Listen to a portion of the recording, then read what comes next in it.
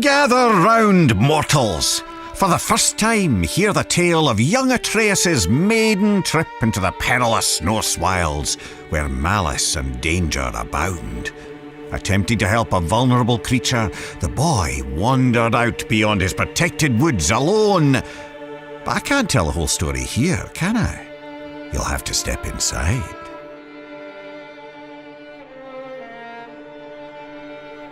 Atreus awoke to find his father missing. Not that there was anything unusual about that. Tasked with retrieving their dinner, Kratos would often take leave on day-long hunts. Why it took all day, Atreus never fully understood, but he knew better than to ask. After a quick breakfast, the boy got up and headed outside to practice his archery. He drew his bow taut, let his deep breath loose, and released an arrow. It sailed far beyond his target, becoming just another stick in the woods. The boy sighed. He'd have to find it later, likely when he wasn't looking for it. Determined to hit the target this time, he grabbed another arrow and focused hard.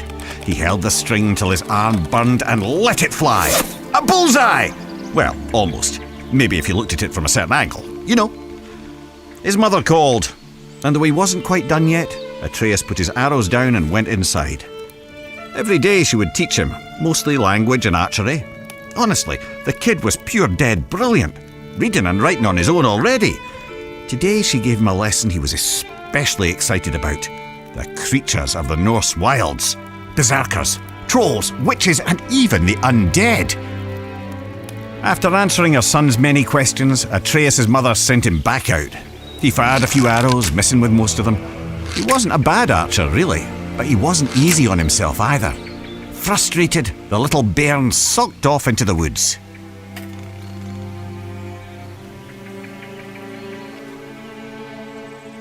Don't sulk yourselves. Follow the boy to the next area.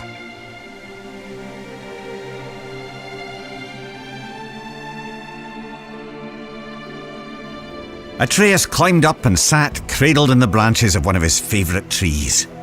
On days like this, he liked to close his eyes, listen to the forest, and let his mind wander. This kind of solitude never felt lonely to him, perhaps because he could hear things others could not. Ever since he could remember, the thoughts of others, animals mostly, could intrude upon his own. He couldn't much control it, and he didn't tell his mother or father of it, but it only added to the boy's absolute captivation with what adventure might lie past his all-too-familiar woods. As Atreus craned his head in an attempt to hear even farther, a desperate cry for help crept in at the edges of his mind. Not a whisper in his ears, but rather a shout inside his skull. Atreus shot up, and as he did, heard a second voice, a call to adventure, taunting him with the promise of a hero's journey. He jumped down from the tree and ran toward the voices. They grew louder and louder, overwhelming him to the point that he halted abruptly, stumbling as his inertia nearly overtook him. He hesitated there, knowing it would displease both his parents to venture further. In response, the voices only grew more urgent, demanding his attention. The lad could barely concentrate with this cacophony filling his head. He decided to follow the cry for help. Even as he did, the other voice derided the boy, calling him a coward. But if Atreus were to disobey his parents, it would have to come with good reason. Surely, he thought, they couldn't be too upset at him for responding to a distress call. Nearly convincing himself this might be true, Atreus took a deep breath and stepped out of the protected woods he'd known all his life into the foreboding Norse Wilds.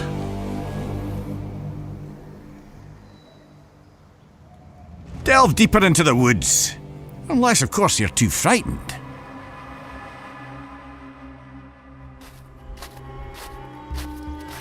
Making his way through Midgard's unfamiliar terrain, the pained cry of a wounded doe rang out, carried on the frigid breeze. After attempting to study the patterns of nearby tree roots to use as a guide back home, he set off in the direction of the injured animal. He imagined himself as the gods from his mother's stories, travelling to distant realms on the great tree Yggdrasil.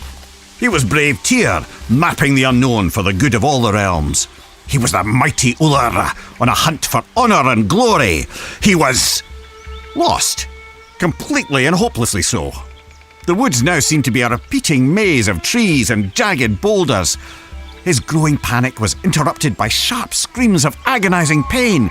The wounded animal was near and in true peril.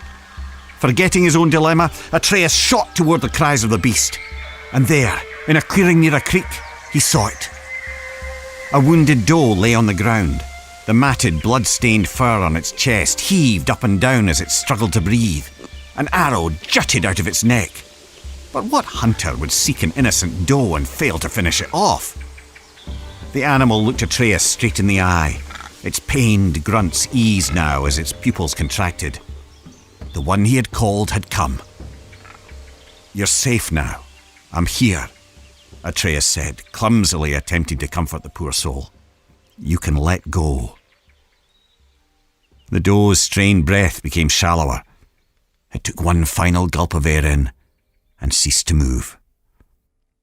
Atreus laid his hands on the doe's heart and softly recited Norse death rites, inspired by his mother's teachings. The boy sighed, and his eyes drifted upward. As they did, he noticed there was far too much blood on the ground for a simple arrow wound. The red stains in the snow trailed off into the deeper brush. Atreus jumped to his feet to follow it.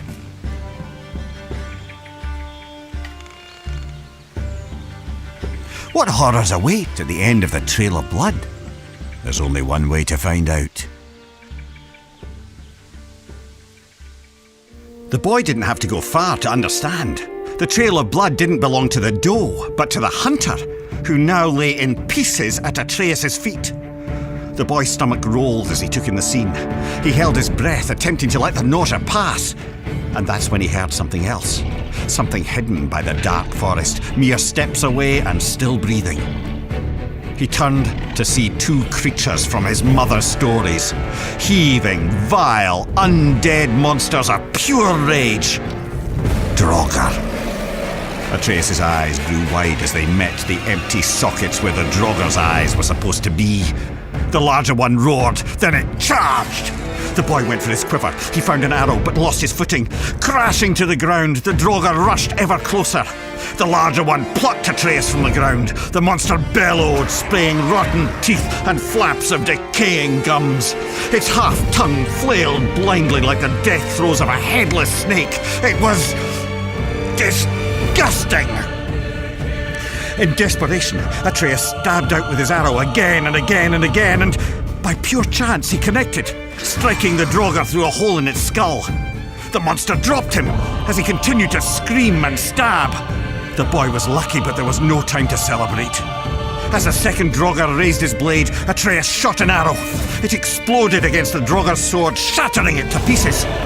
Quicker than the boy could react, a shard of the blade sliced into his arm. He yelled out in torturous pain. But as the Draugr drew in for the final kill, Atreus wasn't afraid anymore. He was angry. The blinding pain turned to white-hot rage as his ears pounded. His vision glazed to pure red. As the creature bellowed with fury, so did Atreus. Two warriors with nothing left but anger and pain. The last thing the boy saw before the world went black was a ghostly white hand grabbing the Draugr by its throat. A small quiet question escaped Atreus' lips before he fell unconscious. "Father?"